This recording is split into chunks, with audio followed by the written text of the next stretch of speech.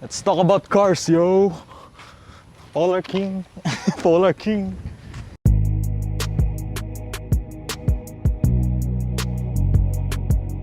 Sobrang chill, bro. So we're back. We're back. And ngayon, may upuan na tayo. Nice, nice. Upgrade, guys. Upgrades. Kasi Upgrades. muntik na namin masira yung hood ni Hill dahil nakaupo kami sa hood ng kotse. Follow up, okay pa siya. Wala naging problema. Which is good. Welcome back to another video, guys. So, in this video, we actually read your comments on the last video. And thank you sa inyo. Tama ba, pare? Thank you, thank you. Ang ganda ng feedback nyo doon. We really appreciate that because we put a lot of effort on these videos. We're going to discuss the do's and don'ts about air suspensions. Beginner's guide. A beginner's guide. Before air suspension, ito yung do's and don'ts na kailangan nyo tandaan. So first of the list is, don't cheap out. Okay? Don't cheap out. Don't cheap out. What's your thoughts on that? Babalik lang to dun sa dun sa previous topics natin, dun sa It can get pricey. misconceptions. It can get pricey. When it comes to automotive, with price comes quality. If you chip out on air suspension, babalik din yan sa'yo eh. For example, bigyan ko kayo example. Itong Lancer na to. Actually, before we continue that, thank you nga pala sa dalawang may-ari ng coaching to. Shoutouts. AJ De Roma at AJ saka De si Roma. Sir Francis Tan. Sila ang owners nito. San Pablo, represent from San Pablo parehas. 2 cars from San Pablo. So, first time lang nila magkakaroon ng system natin. Parehas, di ba? So, this is perfect for them. Sa may-ari nitong dalawang kotse, please watch this. This is for you guys as well. And thank you sa pagpili sa amin. No? So, kaya yung sinasabi ko, itong Lancer is naka-manual air suspensions, meaning wala siyang monitoring system, as in up-down lang yung switches niya. Makikita niyo yun sa build vlog. Kinontak niya kami kasi nahihirapan siya dun sa system. Hindi niya alam kung nag-overpressure na yung tank. Hindi niya alam kung gaano kataas na yung pressure ng bags. So, ang pinakareklamo niya kasi is sobrang tagtag. Basically, the summary of that is, don't cheap out on your air suspension as much as possible. Before you do your air suspension, don't do budget meals. Prepare a proper budget for this because ikaw rin na magsisisi sa huli. If you do the shortcuts, okay, manual muna tayo. Then after that, saka ka mag-management system. It's going to be a costly build. Papatong lang. Yeah. Parang Save yourselves the hassle, the time. Guys, it's 2021. Hindi na uso yung mga paddle switches and manual switches. We have the technology that can carry your car from point A to point B without you even doing anything. The technology is there, invest on it, and that's something na kailangan mo tandaan before you do air suspension. Alright? Tama! So next, generally ito, lahat naman talaga dapat nang bibilhin mo. Do your research before anything else, no? You have to research the shop and kung anong dala nilang system, anong dala nilang product. Tama. So we're not talking specifically sa shop namin eh. This video is for everyone. General air suspension. Okay? Please do your research before you invest on air suspension. Actually ito, kung papanoorin nyo to, this is part of your research. Yes. Anything, di ba? This is your shortcut. Hanggat maaari, alamin nyo din yung history ng shop, kung matagal na silang nag-air suspension, kasi face reality, no, meron kasi din talagang advantage yung madami nang nagawa. So basically, do your freaking research. So another topic into your research is your wheels and tires. Yun, marami nagtatanong yan, ano bang mas maganda? Mauna bang Airsus or mauna magpalit ng mags? Ikaw, ano sabi mo? Sa akin, it depends on your budget. Kung kaya naman ng budget mo na unahin yung Airsus, why not Airsus muna para makita natin yung drop at makita natin yung proper sizes, proper offset na maganda para bumagay siya dun sa drop ng Kasi that's a common mistake. Ang nangyayari kasi minsan sa mga clients namin, naka-setup na yung wheels at tires nila. Pagdating sa air suspension, kailangan palitan ng goma.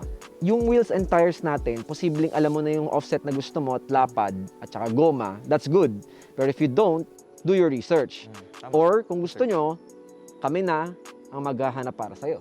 That is something that you need to learn or know before you do the air suspension. You can actually save more kung isang kabitan tapos kaysa bibili ka ng mags, mali, bibili ka uli. Next, before you do your air suspension, please do check your under chassis. Bakit? Kasi yung quality ng ride mo is talagang nakabase sa mga pang-ilalim mo. Yung air suspension kasi talaga, like I've said dun sa unang video, pinapalitan lang namin yung stock springs mo ng air springs. So lahat ng pang-ilalim mo, shock absorbers, yung mga tie rods, yung mga stub links, lahat yan, hindi naman namin papalitan.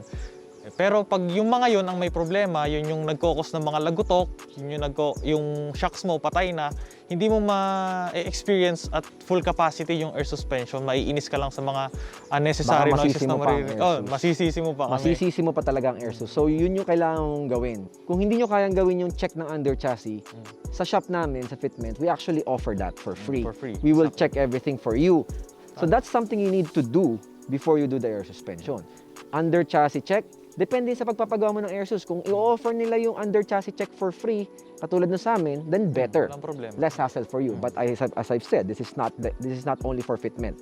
This is for the whole stance community. Tama ba? Tama. That is our reminders for you before you do the air suspension. And now we're going to move on to the after. Masaya ka na. Nakapag-air ka na. Anong kailangan mo tandaan? Before we continue, I just want to say that this video is sponsored by Dynamics Engineering Performance. They are our #1 supplier for coilovers and our recommended choice for coilovers. Now you have your air suspensions. Now you're slammed. Now you're bagged. Now you're pogi, di ba? Damn, boy. Anong kailangan kong tandaan? Are there things that kailangan kong tandaan? Meron pa ba? Bakit ganun? Before, madami na ako i-check. After, may kailangan pa akong tandaan? Yes. This is something that will prolong your air suspension for a long time. So, first, most important, Papi, don't skip your maintenance. Don't skip your air suspension maintenance. Okay, last video we talked about ang air sus high maintenance. Nagiging high maintenance yan kung hindi mo talaga yung maintenance. Tama. Ano sabi ko sa video? As all things should be, kailangan mo yung maintenance. What if you cannot go every 6 months? It's okay, you can prolong it a bit, pero please, remind lang namin kayo, maintenance is important. Tama. Pare, pag hindi ginagamit, kailangan pa ba yung maintenance? Kahit hindi ginagamit. Kasi may hangin yung tanke mo Yeah. Pressurized tank yun. So, Kakaroon ka ng condensation. nag-accumulate yung hangin. Of course, yung pump mo, may intake siya ng hangin. Hindi natin sure kung may dumi na pumapasok. Exactly. So, we need to clean everything. And also nga pala, kaya mahalaga yung maintenance sa amin. Kasi remember guys, air springs is made of rubber. In a way, bine-break in pa siya May mga flex siya, so lumalaki, lumulobo, which is natural sa mga goma. Tama. So we have to check yung pang-ilalim every 6 months or so para makita namin kung yung clearance namin na ginawa nung una is ganun pa rin siya ka-clear after 6 months, Tama. after the break-in period. So, Alright, yun. after, of course, all air suspensions meron niyang compressor. When your pump is running sa air suspension mo, don't turn off the car when it's running. Yun yung isa nating don't. Okay? Don't turn off the car when your compressor is running. Bakit? Specifically, anong technical issue pag pinapatay mo yan? Pag pinatay ko ba yan, masisira ba yung compressor? Hindi naman, di ba? Hindi naman. Anong problema? Pag pinatay mo kasi, ang problema is yung pag binuhay mo siya, nandun siya sa state na running siya So yung unang pasok ng kuryente kasi yun yung medyo delikado. Yes. So sa electrical engineering side, Starting current is current. the one that destroys lines and destroys actually yung battery yung nyo, motor. pwedeng malobat yung battery Pwede nyo. rin malobat yung battery kasi there's a point in your car na hindi pa engage yung alternator nyo. There's a point in your car that it's low voltage, okay? It's getting technical pero I won't get into detail pero basically, ang impact niyan is masisira ang pump mo if papatayin mo yung kotseng na under yung pump. Maandar siya. Tama. Okay, so what do you need to do? Intay mo lang. Intay mo lang For naman. example, mamadali na, nakapapark ka, nag-air up ka ng konti kanina, na-under yung pump, upo ka lang saglit. Tama. Mabilis lang naman yun TikTok. Panood ka ng TikTok ng Fitment TV. Fitment TV. Alright. Pag namatay na yung pump, kasi puno na yung tanke, turn off the car. It's that simple. Tapos. This is a common question as well. Okay, so after, please do park the car normally. Okay. Trip nyo. Kasi may mga tanong Do I park it air out? Oo. Do I leave it air up? Na nakataas or nakababa or max pressure or zero pressure. Kung anong trip nyo sa buhay, to be honest. If naiwan mo siya nakataas, wala dapat problema yan. Ay naiwan ko pong naka-air out for a long time, wala din problema yan. So, yun yung isa sa mga debatable tanong namin tatanong regarding doon.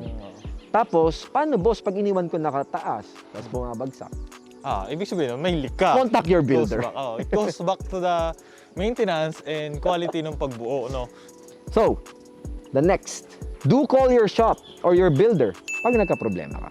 Yan yung Huwag kayong mahiya. This is, pare, madami akong instances na tinatanong nila, nahihiya daw silang kontakin yung shop owner.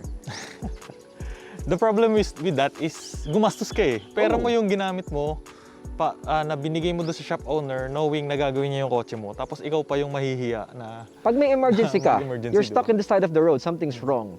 Your builder should be there for you. Hindi man agad-agad na nandyan na ako in 10 minutes. At least within that day, they can support. respond. Yes, exactly. Alright? Support. After sales, huwag kayong mahiyang kontakin yung builder nyo. Kahit ako, kontakin nyo ako, si Hil. Kontakin nyo si Hil pag may problema kayo sa Airsus nyo. Sa mga naka-Airsus sa amin. Okay? This is Sa not amin for sa amin everyone. Huwag nyo ako kukontakin na naka-Airsus sa iba. The joke lang, we can still help you. So, sa Fitment kasi, we are actually offering 24 hours roadside assistance. Yes. For real? For real? Oh. For real? Yes, for real. Tsaka sa akin kasi, tatlo yan eh. Una-una, responsibility ng builder na gawing quality yung air suspension system nila, yung pagkakabit ng air suspension na walang magiging problema yung client. Padalawa, responsibility ng client na alagaan yung air suspension, dalhin sa maintenance, at saka be mindful na ang kotse, huwag mo i-consider na parang jeep. Hanggat naandar, okay pa. Hindi, we have to check everything. Patatlo, responsibility din ng client at saka ng builder na magkaroon ng communication about sa mga nangyayari sa air suspension nila. Kung nagkaka-issue na yung client, sabihin sa builder. Tapos kami naman mga builder, we have the responsibility to assist you kung magkaroon man kayo ng problema. Which we do sa Fitment Engineering Shop, marketing. And lastly, sa things to do after air suspension, ito yung paborito ko. Okay? The last thing you should know at kailangan mong gawin after air suspension is enjoy.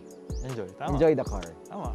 I-flex mo kung i-flex mo kung Itrato mo siya na parang normal na kotse. Kasi, pare, laging common question yan.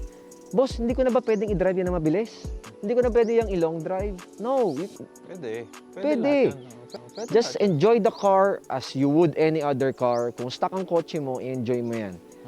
Alright? Walang kahit anong magiging problema. You're safe. Oh, kasi, Kasi- nandito pa rin kami. I-assist namin kayo kung magkaroon kayo ng minor issues, kami yung bahala sa inyo. Ito sa shop namin. Sa shop namin. So you need to have Disclaimer. that relationship with your builder. We care about your car. We really do. That's the things that you should know before and after you do air suspension. Beginner's guide! So sa mga beginners, sa mga interested pumasok sa air suspension, maybe this is the video for you. We really want to help you guys. Kasi the stigma on air suspension is big. And Diba? we have to understand na ngayon lang kasi din nag-a-advance yung technology ng air suspension dito sa Pilipinas. May mga misconception kayo, may mga myths kayo na kailangan naming i-assess kasi we are the builders and we are the users as well. Tama. 2-in-1 kami. Kami na ang gumagawa, kami pa bumubugbog sa air suspension. Kaya the best people to talk to air suspension is us. That's why we're doing this video for you. I hope it really helps. So, let's wrap this up. Let's wrap this up. This is the do's and don'ts of air suspensions. Beginner's guide. Ulit. Beginner's guide! Ulit. No, wala yun! Let's wrap. Sige na. So, May gusto ka bang pasalamatan bago matapos ang video? Thank you again kay Doc Jack sa Kap. And also, again, Bipolar, BYPolar, follow them on Facebook. Quality yung mga t-shirts nila. Like this one, Polar King. So I'm wearing the Stance PH Ever Since shirt na nakuha natin sa last event nila. So shoutout sa mga local natin na clothing lines. Shoutout sa Dynamics for sponsoring this video. Ito pala, yung socks ko, tie-dye house. Yung mga suit ko actually ngayon, tie-dye house and Bipolar are made here in Batangas, no? Proud Lipeño sila. Support local, support OPM. What? That's going to be it for this video. What do you want to watch next? Comment down below. Your ideas will be your content. It's been Cal from Fitment Engineering. And it's been Hill from Fitment Engineering. And you're watching Fitment TV. See you on the next episode. And Peace!